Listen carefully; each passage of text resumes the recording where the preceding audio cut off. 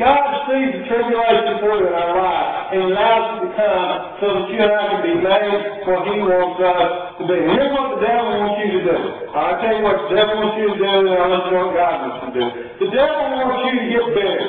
When bad things happen in your life, when things that are unfair happen in our lives, and we're always acutely aware when something unfair happens in our life, the Lord wants us to say, or the devil wants us to say, oh, it's not fair. You shake our fist in the face of God and set us in right. But God wants us to say, my child, I'm going to work in your life, and I want you to learn and grow, and eventually we come to that place where the tribulation makes of us what God wants it to be. That's the thing. Read the book of Job in the Old Testament sometimes. Job is a man that doesn't understand, and he's challenged by everything that he faces, and he goes through all of these struggles, and he has a wife telling him how to curse God and die. Boy, what a supportive person that was, amen?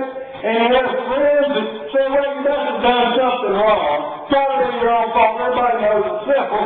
God does bad things to bad people and good things to good people. And they're simple-minded pastors, and they just didn't understand the whole counsel of what God was doing. And he goes through all of this, and he has his challenges, and he has his questions, and in the end, God has to straighten him out and say, you know, Job, you know, I was making all of this. You don't know it all.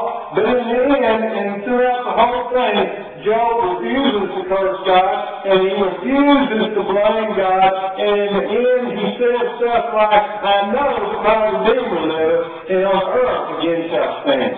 He gets it. And you and I already get it when tribulation comes. And when we get it, then we can just begin to say, God is powerful, and I love you, and in the midst of this tribulation, the devil's not going to get my goat.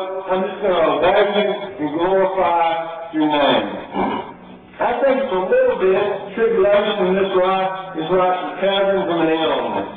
This is the same thing you talk about, but anybody have the flu lately? Oh, I hate the flu. We had run through our family around Christmas. Oh, it's a terrible thing. There's a time there, though, when you're still sick, but you realize you're evidently on the mend. You know, you feel good then, even though, if you really think about it, you feel bad. Because you feel better, and you know it's coming on me, get it, and I made it through this, and I won't get this kind of flu ever again. Because I've gone through it, and I'm immune. And God has done a powerful thing sometimes when we go through the flu-like symptoms of our spiritual life, and there's a downtime, and sometimes it comes on sudden, and sometimes it comes on inconvenient, and we question. I don't know that we can't question, but in the end we say, God, you are God. Thank you for the tribulations you put in my life. I'll glory in that. I'll shout about that. And when other people say, well, you are crazy to be happy. You just lost money. You just lost your health.